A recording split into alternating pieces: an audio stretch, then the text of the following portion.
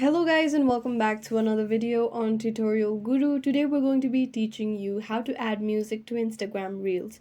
But before getting started, remember to support our channel, hit the like button, subscribe and turn on your notification bell so that you get notified every time we post a new video. Without further ado, let's get started. First of all, go ahead and open your Instagram application on your mobile. Then on your feed, you can see a plus icon at the bottom of your screen. Simply tap on it and then select the reel option. Now select a video from your gallery to add to your reels.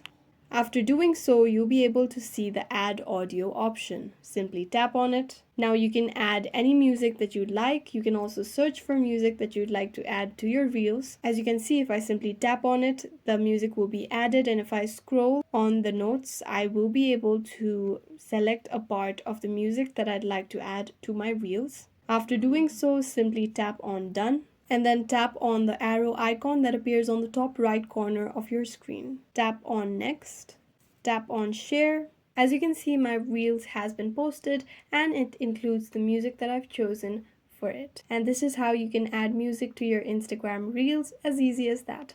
I hope this video was useful. If you have any questions, let us know in the comments down below, and thanks for watching.